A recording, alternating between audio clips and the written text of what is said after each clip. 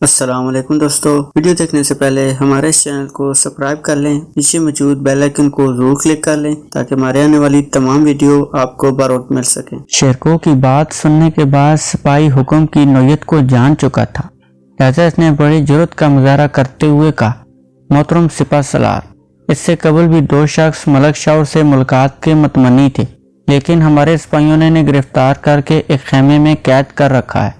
ان کی بابت بھی معزول اعظم سے تصدیق نہیں کروائی گئی۔ یہ سن کر شیرکو کو دھچکا لگا، تم نرے بیوقوف ہو۔ ٹھیک ہے، ان عورتوں کی چھان بین کے بعد ان دونوں اشخاص کا مسئلہ بھی حل کریں گے۔ تم عورتوں سے ان کے نام دریافت کر کے ملک شاور کو بتاؤ۔ اگر وہ ان سے ملاقات کرنے کی خواہش کا اظہار کرے تو انہیں عزت و احترام کے ساتھ ان کے پاس لے جاؤ، وگرنہ ہمارے روبرو پیش کرو۔ سپاہی نے سپہ سالار شیرکو کے حکم کی تحمیل کی۔ عورتوں سے ان کے نام دریافت کرنے کے بعد ملک شاور کو مطلع کیا۔ ملک شاور خوشی خوشی سپاہیوں کی ہمراہی میں چل پڑا۔ جب وہ اس خیمے میں داخل ہوئے جس میں عورتوں اور بچوں کو بند کیا گیا تھا، دونوں عورتیں اور بچیاں دوڑ کر ملک شاور سے بغلگیر ہو گئیں۔ یہ دونوں عورتیں ملک شاور کی بیوی اور بانجی زرتاج تھی، اور دونوں بچیاں اس کی بیٹیاں تھیں۔ ملک شاور کی بیوی کے آنسو تھمنے کا نام نہیں لے رہے تھے۔ ملک شاور نے تسلیاں دے رہا تھا۔ ملک شاور اپنے اہل خانہ کو اپنے خیمے میں لے آیا۔ اس کی بیوی رو رو کر اپنی آپ بیتی سنا رہی تھی۔ ملک شاور بھی روحانسا ہو گیا تھا۔ اس نے رو پیٹ کر بیوی بچوں کے حوالے سے صبر کر لیا تھا۔ اس کا اپنا دیش اس کے خون کے پیاسوں سے بھرا پڑا تھا، ایسے میں اس کی بیوی بچوں کا کون والی وارث تھا؟ ملک شاور رو پیٹ کر صبر کر بیٹھا تھا۔ وزارت عظمیٰ کے ساتھ ساتھ اس کا سب کچھ چھن چکا تھا۔ ملک شاور انہیں اپنے سامنے زندہ سلامت دیکھ کر حیران ہو رہا تھا۔ تم یہاں تک پہنچنے میں کیسے کامیاب ہوئے؟ تم زرغام کے آدمی کے ہتھے چڑھنے سے کیسے بچ نکلے؟ اس کی بیوی تو جواب دینے کے قابل ہی نہ تھی، وہ تو رو رو کر ہلکان ہو رہی تھی۔ ملک شاور کی بھانجی زرتاج گویا ہوئی، مامو جان، یہ قدرت کی مہربانی ہے، ہم یہاں تک آن پہنچے ہیں، وگرنہ ہر لمحے اسی خطرے سے دوچار رہے تھے، ابھی کے ابھی مارے جائیں گے۔ ملک شاور نے استفسار کیا، کیا تم اب تک سعید و سعدہ کے گھر میں مقیم تھے؟ زرتاج نے آنسو بہاتے ہوئے جواب دیا، ہم پہلے ان کے گھر میں مقیم تھے، لیکن جب خطرہ حد سے بڑھا تو انہوں نے ہمیں ایک دوسرے مقام پر بھیج دیا۔ اس کے بعد تو ہم در بدر ہوتے رہے، کبھی یہاں اور کبھی وہاں۔ خدا اس گاڑی بان کو جزائے خیر دے، وہ ہمیں اپنے ہمراہ اپنے رشتہ دار ظاہر کرتے ہوئے شہید لے گیا، اور ہم اسی کے گھر میں مقیم رہے اور بحفاظت بھی رہے، وگرنہ آپ سے ملاقات تو سوال ہی پیدا نہ ہوتا تھا۔ ملک شاور دونوں بچیوں کو اپنے سینے کے ساتھ لگا کر پیار کرتا رہا اور اپنے تینوں بیٹوں کے بارے میں فکر مند تھا، کیونکہ ان کی تاحال اسے کوئی خیر خبر نہ ملی تھی۔ اس نے اپنی بیوی سے استفسار کیا، بھلی مانس، اگر تم اپنی مصیبت کا شکار تھی، لیکن کیا تم نے علی، طے اور کامل کی کوئی خیر خبر سنی تھی؟ بیوی نے اپنے آنسو ضبط کرتے ہوئے جواب دیا، مجھے سرتوڑ کوشش کے باوجود بھی آپ کے بارے میں کوئی خیر خبر نہ مل سکی تھی، تو پھر کسی اور کے بارے میں کیا خبر لیتی؟ محض ایک مرتبہ عامر غربی ہماری تلاش میں شہید آیا تھا اور اس کی زرتاج سے ملاقات ہوئی تھی۔ ملک شاور نے سوالیہ نظروں سے زرتاج کی جانب دیکھا، یہ درست ہے مامو جان، میں جب زیادہ اضطراب اور بے چینی کا شکار ہوتی تھی تو اپنی حویلی کے کھنڈرات کا رخ کرتی تھی، وہاں بیٹھ کر آنسو بہاتی رہتی تھی۔ ملک شاور نے قطع کلامی کرتے ہوئے کہا، تم کس حویلی کی بات کر رہی ہو؟ زرتاج نے جواب میں کہا، مامو جان، میں آپ کی حویلی کی بات کر رہی ہوں، آپ کے دشمن نے اسے زمین بوس کر دیا ہے۔ اہل سعید کے مطابق زرغام کے لشکری 3 دن تک متواتر حویلی میں لوٹ مار مچاتے رہے، اور ان کی واپسی کے بعد اہل محلہ کی باری آ گئی اور وہ حویلی کے دروازے اور کھڑکیاں تک اکھاڑ کے لے گئے۔ حویلی کھنڈرات میں تبدیل ہو گئی۔ ایک شب انہیں کھنڈرات میں عامر کے ساتھ میری ملاقات ہوئی تھی۔ ملک شاور نے استفسار کیا، اب عامر کا کوئی اتا پتہ ہے؟ زرتاج نے جواب میں کہا، وہ آپ کی تلاش میں مارا مارا پھر رہے تھے۔ جس دن دارالوزارت دشمن کے محاصرے میں تھا، اسی دن انہوں نے آپ تک رسائی حاصل کرنے کی کوشش کی تھی، لیکن ناکام رہے تھے۔ پھر ان کے علم میں آیا آپ دارالوزارت سے بحفاظت نکلنے میں کامیاب ہو گئے، آپ نے دمشق یا یروشلم کی راہ لی ہے۔ اس کے بعد ان کی کوئی خیر خبر نہیں، ہمیں یقین تھا وہ آپ تک رسائی حاصل کر چکے ہوں گے، ملک شاور اپنے اہل خانہ کے ساتھ باتوں میں مصروف تھا۔ اس دوران ملک شاور کی حفاظت پر مامور محافظوں میں سے ایک محافظ خیمے کے اندر داخل ہوا۔ ملک شاور نے اس کی آمد کا برا منایا۔ تم نے خیمے میں داخل ہونے کی جرت کیسے کی؟ تم دیکھ نہیں دے خیمے میں خواتین بھی موجود ہیں۔ خبردار، اب اس وقت تک خیمے میں قدم نہ رکھنا جب تک تمہیں طلب نہ کیا جائے۔ محافظ نے مؤدب انداز میں بیان کیا، جناب والا، ایک دوسرے خیمے کا پہرے دار آپ سے کسی بات کی تصدیق کروانے کے لیے حاضر ہے۔ ملک شاور دھاڑا، وہ کون ہے اور کس بات کی تصدیق کروانا چاہتا ہے؟ محافظ اگرچہ ملک شاور کے درست رویے سے نالاں تھا، لیکن پھر بھی اس نے نرم لہجہ اختیار کرتے ہوئے کہا، جناب والا، وہ قیدیوں کی خیمے کی نگرانی کرتا ہے اور یہ تصدیق کرنا چاہتا ہے آپ عامر غربی نام سے کسی آدمی کو جانتے ہیں؟ عامر غربی کدھر ہے وہ؟ جلدی بولو۔ محافظ گویا ہوا، جناب والا، وہ اس وقت ایک قیدی ہیں اور ایک خیمے میں بند ہیں۔ وہ آپ سے ملاقات کرنے کے متمنی ہیں۔ اگر آپ اجازت دیں تو آپ کی ان کے ساتھ ملاقات کروائی جا سکتی ہے۔ ملک شاور کا اضطراب دیدنی تھا۔ وہ میرا بھائی ہے، اسے جلد از جلد میرے پاس لے آؤ۔ محافظ نے باہر کھڑے پہرے دار کو مطلع کیا اور اسے ہدایت کی کہ قیدی کو عزت و احترام کے ساتھ لایا جائے، کیونکہ وہ شاہی مہمان کا بھائی ہے، اور پہرے دار برق رفتاری کے ساتھ روانہ ہو گیا۔ عامر غربی اور قاسم حسین جیسے خیمے میں قید بکت رہے تھے۔ اس کے پہرے دار روزانہ تبدیل کر دیے جاتے۔ عامر روزانہ ہی پہرے سے درخواست کرتا رہتا اس کا پیغام ملک شاور کو دیا جائے، لیکن پہرے دار اس کی سنی انسنی کر دیتے تھے، اس پر ہنستے تھے، ایک دوسرے سے کہتے تھے یہ قیدی پاگل معلوم ہوتا ہے، یہ قید اس کے دماغ پر اثر انداز ہوئی ہے، یہ قیدی ہونے کے باوجود بھی شاہی مہمان کا رشتہ دار ہونے کا دعوے دار ہے۔ عامر غربی اور قاسم حسین لشکروں کے ساتھ بلیت سے فساتت پہنچ چکے تھے، لیکن کسی نے ان کی داد رسی نہ کی تھی۔ ان کی قسمت اچھی تھی، اس لیے جو پہرے دار آج خیمے کی نگرانی پر تعینات ہوئے تھے وہ نرم خو اور نرم دل تھے۔ ان کے علم میں تھا اس خیمے کے 2 قیدی سپہ سالار کے حکم کی تعمیل میں قید میں بند ہیں۔ ایک قیدی نے عامر سے اس کی داستان سنی تو ان کی مدد کرنے کا تہیہ کر لیا، لیکن اس کی نوبت ہی نہ آئی، کیونکہ سپہ سالار شیرکو نے ملک شاور کے رشتہ داروں کی تصدیق کے بعد اس کے پاس بھیجنے کا حکم صادر کر دیا تھا۔ سپہ سالار کے حکم کی تعمیل میں اس کا ایک غلام قیدیوں کے خیمے میں آیا، سپہ سالار کا حکم سنایا، لہذا عامر غربی اور قاسم حسین کو ملک شاور کے پاس پہنچا دیا گیا۔ عامر غربی بھاگ کر ملک شاور کے سینے سے چمٹ گیا۔ ملک شاور کی بیوی اپنی بھائی سے ملنے کے لیے اس قدر بے قرار ہوئی تو اس نے قاسم حسین کی موجودگی کو بالائے طاق رکھتے ہوئے عامر کو گلے لگا لیا۔ ملک شاور کے اہل خانہ جب ایک دوسرے سے ملے تو ان کی خوشی دیدنی تھی۔ زرداد چور آنکھوں سے عامر غربی کو تک رہی تھی۔ عامر غربی بہن سے نظریں بچا کر اسے تک رہا تھا۔ اگرچہ ملک شاور کی خوشی دیدنی تھی، لیکن وہ اشک بار آنکھوں سے گویا ہوا، کاش اس وقت میرے تینوں بیٹے بھی ہم میں موجود ہوتے۔ عامر غربی محض علی کے بارے میں یقین سے کہہ سکتا تھا وہ لڑتے ہوئے ہلاک ہو گیا ہے، لیکن مسلط کا تقاضا تھا وہ اس خوشی کے موقع پر اس حقیقت سے پردہ نہ اٹھائے اور رنگ میں بھنگ نہ ڈالے۔ فساتت وہ شہر تھا جہاں پر شیرکو کے لشکر نے پڑاؤ ڈالا ہوا تھا۔ اس شہر کو آباد کرنے کی وجہ تسمیہ بیان کی جاتی ہے۔ 21ویں ہجری میں جب حضرت عمر فاروق رضی اللہ تعالی عنہ اللہ آپ پر راضی ہو خلیفہ اسلام تھے، ان کے دور خلافت میں حضرت عمر بن عاص رضی اللہ تعالی عنہ نے اپنے لشکر کے ہمراہ جب مصر کی سرزمین پر اپنا قدم رکھے تو انہوں نے ہمفس کے مقام پر اپنے لشکر کو خیمہ زن کیا۔ اس مقام پر اسلامی لشکر نے کافی دنوں تک پڑاؤ ڈالے رکھا۔ اس کے بعد حضرت عمر بن عاص نے اسکندریہ کو تسخیر کرنے کے لیے پیش قدمی کا فیصلہ کیا، لہذا لشکر نے خیمے اکھاڑے اور سامان وغیرہ سمیٹنے کا آغاز کیا۔ اس دوران ایک لشکری جو عمر بن عاص کے خیمے کی صفائی پر مامور تھا، اس نے سپہ سالار کو یہ اطلاع دی، ان کے خیمے میں ایک کبوتر نے نہ صرف اپنا گھونسلہ بنا رکھا ہے بلکہ اس گھونسلے میں کبوتری کے انڈے بھی موجود ہیں۔ عمر بن العاص نے بذات خود جائزہ لینے کے بعد حکم دیا کہ اس خیمے کو جوں کا توں ہی رہنے دیا جائے تاکہ کبوتر کو کوئی پریشانی نہ ہو۔ چنانچہ اس خیمے کو جوں کا توں ہی رہنے دیا گیا۔ ماہ بعد جب لشکر اسلامی اسکندریہ تسخیر کرنے کے بعد واپس لوٹا تو اس فتح کی اطلاع بارگاہ خلافت روانہ کی گئی تو اس میں کبوتر کے گھونسلے اور اس کے انڈے والے واقعے کا تذکرہ کیا گیا۔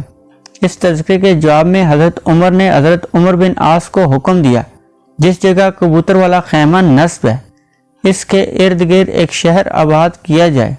لہذا خلیفہ اسلام کے حکم پر حنفس میں ایک عظیم الشان شہر آباد کیا گیا۔ عربی زبان میں خیمے کو فساطت کہتے ہیں، لہذا اس شہر کا نام حنفس سے فساطت پڑ گیا۔ بعض روایات میں اسے فسطاس بھی بیان کیا گیا ہے۔ اگرچہ خوشحالی کی دیوی اہل قاہرہ پر مہربان تھی، لیکن اہل اقتدار کی ریشہ دانیوں اور وزراء کے آئے دن تبدیلی کی وجہ سے وہ بے سکونی اور پریشانی کا شکار تھے۔ انہوں نے نہ ہی زرغام کی پرواہ کی تھی اور نہ ہی ملک شاور کی، وہ محض سکون کے متلاشی تھے۔ وہ فی الحال ان کی پہنچ سے باہر دکھائی دیتا تھا۔ قلعے میں محصور ہونے کی وجہ سے شہر میں اشیاء خرد و نوش نایاب ہو رہی تھی۔ شاہی خزانے کا برا حال تھا، اس میں بتدریج کمی ہو رہی تھی۔ لشکروں کی تنخواہوں کی ادائیگی کے لیے مالی وسائل موجود نہ تھے۔ زرغام سخت پریشانی میں مبتلا تھا۔ اس نے خلیفہ آزد کے پاس کئی ہرکارے اس پیغام کے ساتھ بھیجے تھے، اسے مالی امداد کی سخت ضرورت ہے، لیکن خلیفہ نے ان میں کسی کو بھی بازیابی کا شرف نہ بخشا، اور زرغام کے پاس محض پیچ و تاب کھانے کے علاوہ کوئی حل موجود نہ تھا۔ جہاں تک مصر کے امرائے برقیہ کا تعلق تھا، ان کے لیے زرغام اور ملک شاور میں کوئی فرق نہ تھا۔ زرغام پر جب مشکل کی گھڑی آن پڑی تو انہوں نے یکے بعد دیگرے اس کا ساتھ چھوڑنے کا فیصلہ کر لیا۔ شاہی خزانہ چند ہی روز میں خالی ہو گیا۔ زرغام کو مالی وسائل کی سخت ضرورت درپیش تھی۔ اگرچہ عوام سے زبردستی رقم حصول کرنے کی گنجائش موجود تھی، لیکن اس امر میں فوج عوام کے بگڑنے کا خدشہ موجود تھا۔ فوج میں بتدریج زرغام سے تلقی اختیار کرتی جا رہی تھی۔ وزیر اعظم ہونے کی حیثیت سے زرغام وقف کی تمام آمدنی کا مالک و مختار تھا۔ خزانہ خالی ہونے کے بعد اس نے وقف کی آمدنی کو بروئے کار لانا شروع کیا تو عوام میں تفشیش کی لہر دوڑ گئی اور لوگ زرغام کو کھلم کھلا کوسنے لگے۔ زرغام اب عبرت کا نشان بن چکا تھا۔ چند روز پہلے ہی دارالوزارت اور قصر خلافت میں اس کے خلاف دھوم مچی تھی، لیکن اب کوئی بھی اس کا پرسان حال نہ تھا۔ فوج کے تعاون میں مسلسل کمی ہو رہی تھی۔ لوگ زرغام کی شکل دیکھنے کے بھی روادار نہ تھے اور اس کی شکل دیکھ کر اسے سلام کرنے کے بجائے اس کے جانب سے منہ موڑ کر چل پڑتے تھے۔ اس کے بعد اس کی عدم مقبولیت کا یہ عالم تھا۔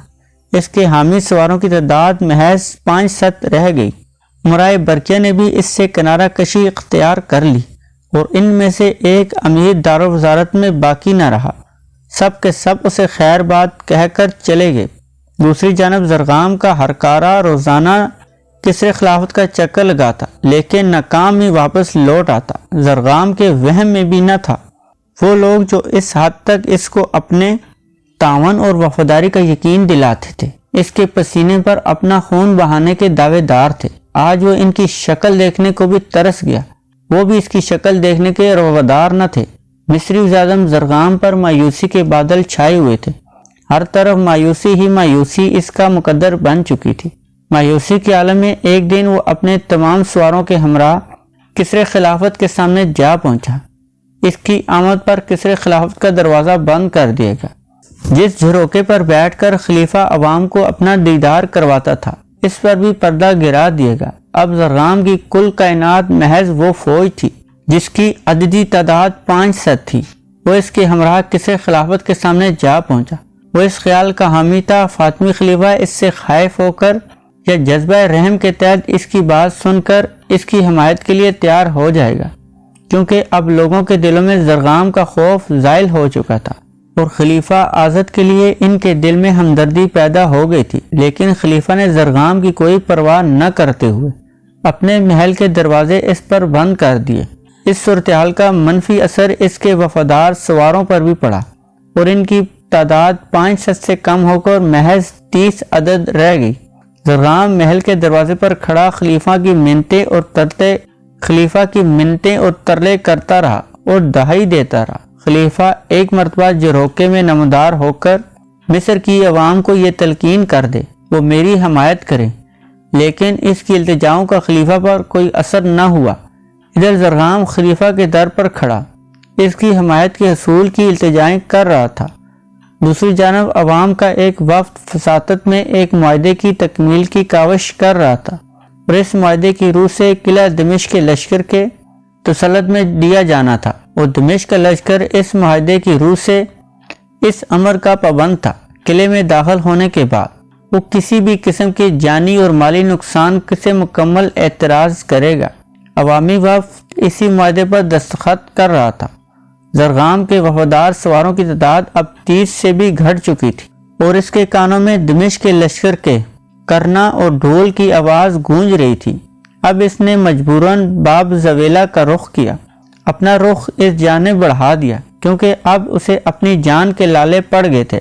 زرغام جب قلعے کے محافظوں کے سامنے پہنچا تو انہوں نے مؤدب انداز میں اسے سلام کیا۔ دشمن کے کرنوں اور ڈھول کی گونج میں زرغام نے محافظ کو حکم دیا، دروازہ کھول دے وگرنہ تیرا سر تن سے جدا کر دوں گا۔ دو محافظ نے مل کر باب زویلہ کا دروازہ کھولا۔ زرغام نے برق رفتاری کے ساتھ گھوڑا باہر نکالا اور اسے سر پر دراتا ہوا قلعے کی آبادی کو عبور کر کے مضافاتی بستی میں جا پہنچا۔ اس علاقے کے لوگوں پر زرغام کے ان گنت احسان کیے تھے اور لوگ بھی اس کی وفاداری کے گن گاتے تھے، اس کے ایک اشارے پر اپنی جان قربان کرنے کے لیے تیار تھے۔ وزیر کی آمد پر لوگ اس کے ارد گرد کثیر تعداد میں جمع ہو گئے، جس سے زرغام کو اس قدر طمانینت میسر آئی۔ اب اس نے مخاطب کرتے ہوئے کہا، قاہرہ کے مضافات میں بسنے والے بہادر اور غیور شہریوں، میں تمہارا وزیر اعظم تم سے مخاطب ہوں۔ میں نے ہمیشہ تم لوگوں کے ساتھ خصوصی برتاؤ کیا اور تمہارا ہر حال سے خیال رکھا، اور تم نے بھی میری وفاداری نبھانے میں کوئی کسر نہ اٹھا رکھی۔ اس وقت مجھ پر مشکل کی گھڑی نازل ہو چکی ہے۔ دشمن نے قلعے کا محاصرہ کر رکھا ہے اور میری وفا کا دم بھرنے والے نمک حرام میرا ساتھ چھوڑ گئے ہیں۔ میری حمایت میں تلواریں نکالو اور میرا اقتدار بچا لو، میں اس کے عوض تمہیں مالا مال کر دوں گا۔ ہجوم میں سے کسی نے نعرہ لگایا، یہ پاگل ہو گیا۔ زرغام نے التجا کی، میری بات سنو، میں تمہارا وزیر اعظم ہوں۔ ہجوم میں سے کسی نے دہائی دی، تم نے ملک شاور کی کب پرواہ کی تھی، وہ بھی تو وزیر اعظم تھے۔ زرغام نے بآواز بلند کہا، وہ غدار تھا۔ ہجوم نے نعرہ بلند کیا، تم اس سے بڑھ کر غدار ہو۔ زرغام کا آخری حربہ بھی ناکام ہو گیا، اب اس کے دل نے تسلیم کر لیا۔ وقت کی لگامیں اس کے ہاتھ سے چھوٹ چکی ہیں اور وہ بری طرح وقت کی لپیٹ میں آ چکا ہے، لہذا اس نے وہاں سے رائے فرار اختیار کرنے میں عافیت سمجھی۔ زرغام نے اپنے گھوڑے کو ایڑ لگا کر وہاں سے نکلنے کی کوشش کی، لیکن مجمع کی تعداد اس قدر زیادہ تھی، گھوڑے کو نکلنے کا راستہ ملنا دشوار تھا۔ زرغام نے اطراف میں نظریں دلائیں اور ایک جانب اسے لوگوں کا ہجوم کس قدر کم دکھائی دیا، لہذا اس نے گھوڑا اس کی جانب موڑ کر سر پر دوڑا دیا۔ گھوڑا پہلی ہجوم دیکھ کر بدحواس ہو رہا تھا، لہذا وہ اپنے سوار کو لے کر برق رفتاری کے ساتھ بھاگتا ہوا بے قابو ہو کر ایک ایسے گھڑے کے کنارے جا پہنچا جو کوڑا کرکٹ ڈالنے کے لیے کھودا گیا تھا۔ زرغام نے پورا زور لگا کر گھوڑے کی لگامیں کھینچی، لیکن بے سود۔ اس جدوجہد کے دوران زرغام اپنا توازن کھو بیٹھا اور اچھل کر گھڑے کے اس پار جا گرا، جبکہ گھوڑا گھڑے میں گرنے کی وجہ سے اپنی اگلی دو ٹانگیں توڑوا بیٹھا تھا۔ زرغام جب گھڑے کے اس پار زمین پر گرا تو جو لوگ اس کے خلاف باتیں کر رہے تھے، اس کے ساتھ ساتھ بھاگ رہے تھے، وہ اس پر چڑھ دوڑے اور اس کا سر قلم کر کے نیزے پر چڑھا کر غلہ کھپاڑ کرتے وہ چیختے چلاتے ہوئے قلعے کی جانب دوڑ پڑے، جبکہ اس کا دھڑ وہیں پر کتوں کی خوراک بننے کے لیے چھوڑ دیا۔ زرغام ایک عبرتناک اور دل دہلا دینے والے انجام کو پہنچ چکا تھا۔ دمشق کی فوج کا سپہ سالار اسدالدین شیرکو اپنے خیمے میں موجود تھا۔ یہ خیمہ قلعے کے باہر واقع تھا، جہاں پر قاہرہ کے عوامی وفد نے شیرکو کے ساتھ اپنے معاہدے کو حتمی شکل دینے کے بعد دستخط کیے تھے۔ اس کام سے فارغ ہونے کے بعد شیرکو نے صلاح الدین کو حکم دیا، صلاح الدین تم نے قاہرہ جا کر وہاں کے لوگوں کو یہ باور کروانا ہے، ان کے جان و مال اور عزت و آبرو کی حفاظت کا وعدہ شیرکو نے کیا ہے، لہذا وہ بے فکر رہیں اور مطمئن رہیں۔ البتہ اگر کسی نے کوئی ناقابل گرفت حرکت کی تو اس کے ساتھ سختی سے نمٹا جائے، اسے قرار واقعی سزا دی جائے گی۔ صلاح الدین نے مؤدب لہجے میں کہا، سپہ سالار مطمئن رہیں، ان کے حکم کی حرف بحرف تعمیل ہوگی۔ صلاح الدین کی بات پایہ تکمیل کو پہنچی تھی۔ خیمے کے پہرےدار نے خیمے میں داخل ہو کر عرض کیا، مصر کے سابق وزیر اعظم ملک شاہ اور بازیابی۔ دوستو آج کے لیے اتنا ہی۔ اگر ویڈیو پسند آئے کمنٹ سیکشن میں اپنی رائے کا اظہار ضرور کیجیے گا۔ اس سیریز کی ایک نئی ویڈیو کے ساتھ بہت جلد آپ کی خدمت میں حاضر ہوں گے۔ تب تک کے لیے اللہ حافظ۔